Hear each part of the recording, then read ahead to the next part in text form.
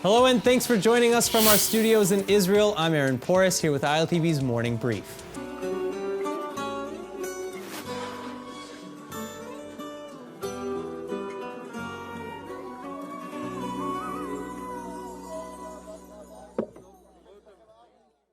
The nation is in mourning. Hundreds of crying faces were seen peppering the crowd Tuesday at the funeral of Israeli Defense Forces soldier Staff Sergeant Amit Ben-Ygal. As of now, the 21-year-old soldier from the Golani Combat Unit is the only Israeli soldier to be killed in action this year. Defense Minister Naftali Bennett addressed Ben-Ygal's unit, pushing them to catch the wicked person who killed him and ultimately, quote, defeat Israel's enemies. His parents eulogize him as a hero worthy of admiration, though, crying out for him to guard them from above.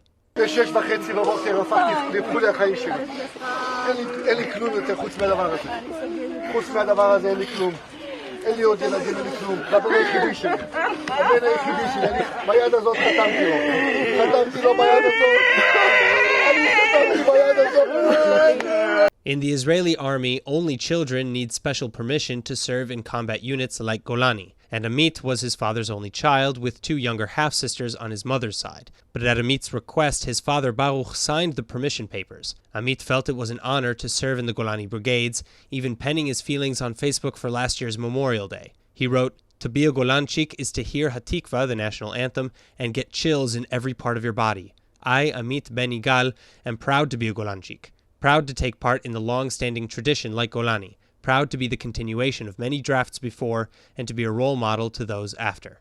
Well, Ben-Ygal was killed Tuesday morning during a raid in Judea and Samaria, or the West Bank, when a Palestinian resident dropped a half-meter or 1.5-foot stone atop his head from a rooftop above. And IDF soldiers have since re-entered the area several times in search of the suspect who killed him. Upwards of 10 people have since been detained for connection to the incident. Fresh clashes between residents and the IDF have also sparked, however, in response to their re-entry, which included armored bulldozers and heavy engineering vehicles. Another 2 victims to the COVID-19 pandemic brings the total Israeli death toll up to 260 Wednesday morning, and 23 new cases have been confirmed, raising active infection numbers to 4,186, while 12,000 have now recovered. But as the Lag BaOmer holiday comes to a close, fresh fears of a second outbreak are rising. Thousands of ultra-Orthodox worshippers have been continuing to ignore virus restrictions on crowd sizes, taking to the streets across the country to light traditional bonfires and breaking into a sacred tomb compound at Mount Meron. Footage reportedly from the site even shows a number of Orthodox men breaking down the door to the tomb, and more than 300 Haredi men were arrested there, when riots later erupted, with police attempting to split the crowds. התקהלויות, נשים, ילדים, משפחות, התקהלויות באופן כזה שסיכנו גם את עצמם וגם את השוטרים והכוחות שהיו במקום. השוטרים ביקשו מהם מספר פעמים להתפזר ולעזוב את המקום. לא רק שהם לא נענו, גם התחילו יידויי אבנים לעברם, ואז נאלצנו לתגבר פה בכוחות את המקום ולפזר את האנשים ולבצע מעצרים בכדי להפסיק את הסכנה הזאת לבריאות הציבור. As of this morning, however, 317 people arrested overnight at the tomb of Rabbi Shimon Bar Yochai on Mount Meron have been released. 3 suspects are still under arrest, however, for assaulting police officers.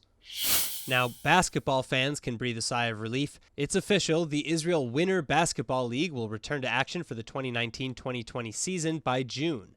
Practices will resume on June 1st, with games beginning on June 20th, and foreign players who are not currently in Israel will be required to return by May 17th to begin their 14-day quarantine, so that they will be ready to play once the time comes.